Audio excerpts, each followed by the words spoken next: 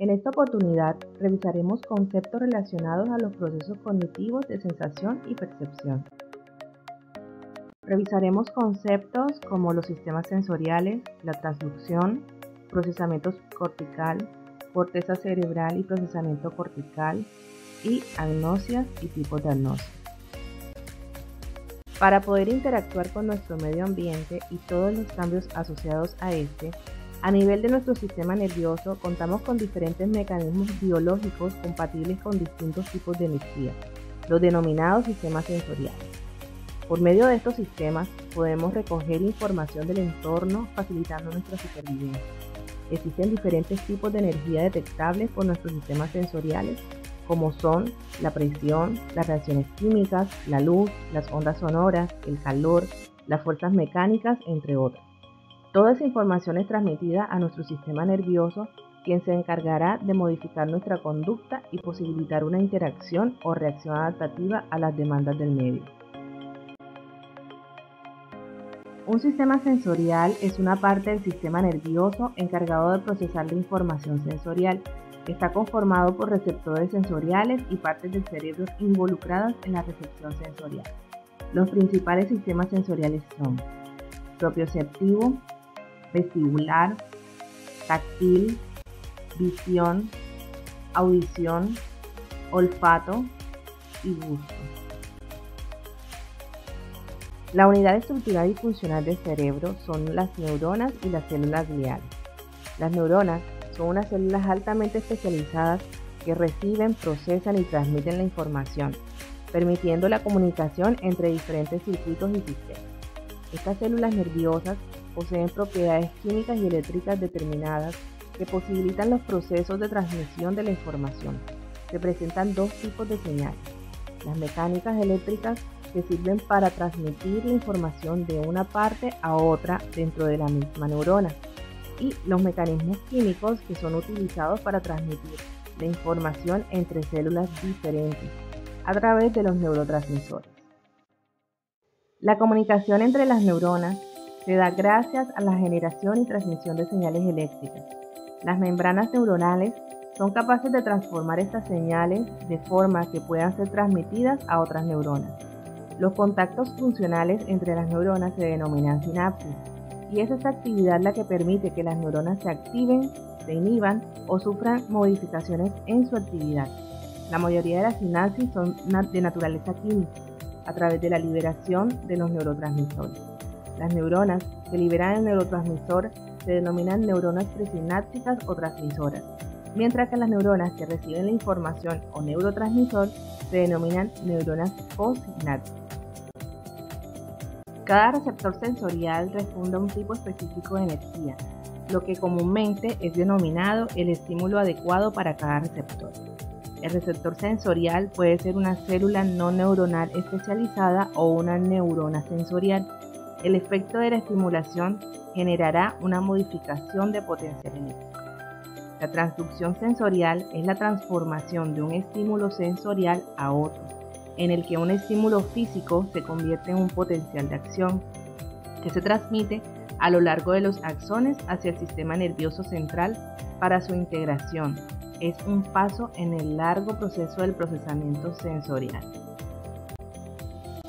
Después de que los diferentes tipos de energía o estímulos de nuestro medio activan los receptores sensoriales generando cambios en los potenciales de acción de las neuronas sensoriales, la información a través de los nervios craneales y espinales será enviada al sistema nervioso central.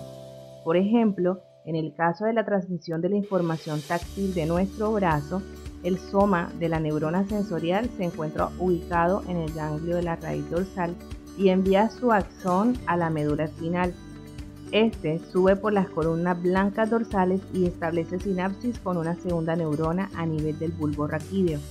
El axón de esta segunda neurona cruza hacia el lado contralateral del cuerpo, estableciendo contacto con la neurona talámica.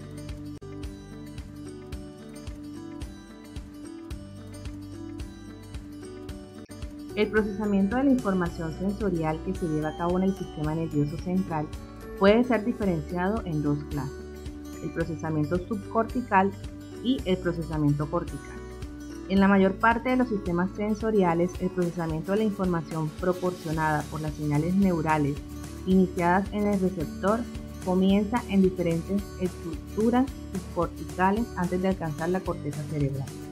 Es en esta donde se cree que tiene lugar la percepción.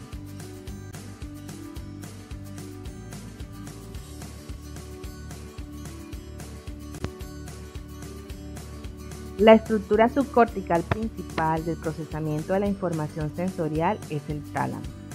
Toda la información sensorial, con excepción de la del sistema olfatorio, pasa por el tálamo antes de llegar a la corteza.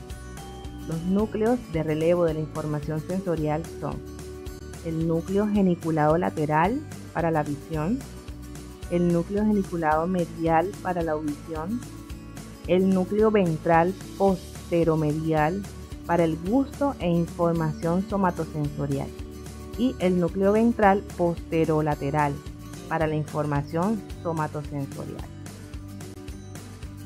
La información llega al tálamo de forma estrictamente organizada y una vez allí se da una serie de conexiones intratalámicas que probablemente filtran y modulan la información que será enviada a la corteza.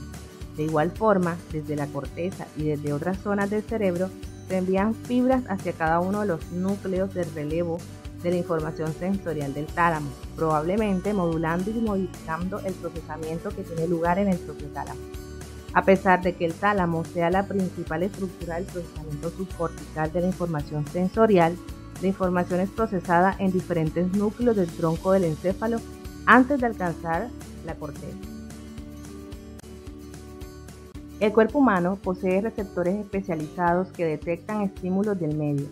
Toda esa información que recibimos en la superficie de nuestro cuerpo es enviada a través de diferentes conexiones a la corteza cerebral. Este tipo de organización implica que la corteza se organiza a semejanza del cuerpo. Por ello, las regiones que suelen trabajar de forma conjunta se encuentran en una ubicación más cercana en el cerebro, para que la información no recorra distancias amplias. Las neuronas se organizan por grupos para procesar la información sensorial que llega de diferentes partes del cuerpo. De acuerdo a lo que se conoce como organización somatotópica de la corteza cerebral, se puede observar que las diferentes partes del cuerpo se representan de forma que no guardan las mismas proporciones que en el cuerpo. Hay una gran desproporción. El tamaño del área cortical dedicada a una determinada región del cuerpo no obedece a su tamaño real, sino que depende de la importancia funcional de esa parte y de la necesidad de precisión en lo relativo a la sensibilidad de esa zona. La corteza somatosensorial primaria se encuentra en el lóbulo parietal. Esta región cortical recibe información de los núcleos ventral, posterolateral y posteromedial del tálamo. La corteza visual primaria se localiza en el lóbulo occipital y recibe información del núcleo geniculado lateral del tálamo. En la corteza visual primaria observamos una organización retinopática. Es posible establecer un mapa de la retina en esta región cortical. La corteza auditiva primaria, por su parte, se localiza en el lóbulo temporal. Esta región de la corteza recibe información del núcleo geniculado lateral del tálamo. En la corteza auditiva primaria observamos una organización tonotópica de todo el espectro de frecuencias audibles. La corteza gustativa primaria se localiza en el opérculo frontal y en una región de la ínsula anterior. Esta región recibe información del núcleo ventral posteromedial del tálamo. A pesar de que las regiones que representan mayor capacidad de discriminación sensorial envían mayor cantidad de información, no necesariamente el espacio que ocupa una parte del cuerpo en la corteza es inalterable o estático. De igual forma, dicho espacio en la corteza tampoco se asocia únicamente por la densidad de las conexiones sensoriales que recibe. El tamaño de la representación cortical puede variar en función del uso y de la experiencia. Lo mismo ocurre en caso de lesiones. Cuando hay una lesión en alguna de las vías o los sistemas que llevan la información a la corteza, la región que queda desprovista de entrada de información pasa a ocuparse de procesar la información de otras regiones que sí le envían información a la corteza sensorial. Las áreas de asociación permiten que la experiencia perceptual del mundo sea significativa. Por ello nos permiten interactuar de manera efectiva y apoyar el pensamiento abstracto y el lenguaje. Los lóbulos parietal, temporal y occipital, todos ubicados en la parte posterior de la corteza, organizan la información sensorial en un modelo perceptual coherente de nuestro entorno, centrado en nuestra imagen corporal. El lóbulo frontal o complejo de asociación prefrontal está involucrado en la planeación de acciones y movimientos, así como en el pensamiento abstracto. Las gnosias son procesos de reconocimiento de los estímulos gracias a la función integradora de las áreas de asociación del cerebro, en colaboración con diversas estructuras corticales y subcorticales. Las lesiones de las áreas asociativas pueden impedir la atribución de significado a los estímulos sensoriales, provocando las agnosias. Las agnosias son definidas por Portellano como una alteración caracterizada por la incapacidad para reconocer estímulos familiares y atribuirles significado, causados por lesiones del corte cerebral. Mientras que para Ardila, las agnosias son definidas como la pérdida de la capacidad para transformar las sensaciones en percepciones propiamente dichas. Según Portellano, las causas de las agnosias están relacionadas con lesiones en áreas asociativas del corte cerebral, en el tálamo, cuerpo calloso, fascículos de asociación intracorticales, estructuras corticales y subcorticales. Según Portellano, las agnosias se clasifican en visuales, auditivas, somatosensoriales y olfatorias. Para Ardila, existen dos tipos más de agnosias, las somáticas y las espaciales. Las agnosias visuales consisten en la dificultad para el reconocimiento visual de objetos, personas o colores, aun cuando se encuentra conservada la agudeza visual y la capacidad de rastreo, así como las funciones mentales superiores y el lenguaje visual. Dentro de estas agnosias se encuentran clasificadas la agnosia para objetos, simultagnosia, prosopagnosia, agnosia cromática, acromatopsia, agnosia para los colores, anomia para los colores, alexia agnóstica y agnosia para el movimiento.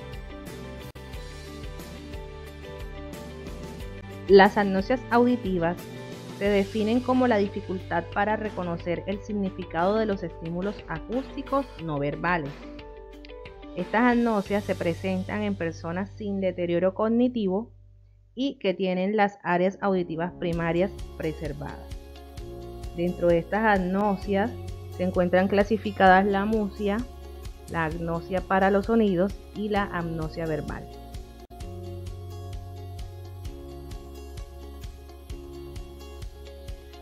Las agnosias somotosensoriales están definidas como la incapacidad para reconocer objetos a través del tacto o las características o cualidades de los mismos.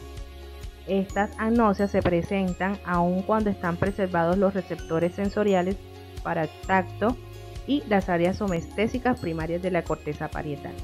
Dentro de estas agnosias encontramos la asterognosia, agnosia táctil, agnosia digital y agnosia espacial. Las agnosias olfatorias se pueden definir como la pérdida temporal o prolongada en la capacidad para identificar olores. Dentro de estas agnosias encontramos la hiposmia, la amosmia selectiva, la hiperosmia, parosmia, cacosmia, anosmia sensorial y agnosia anósmica.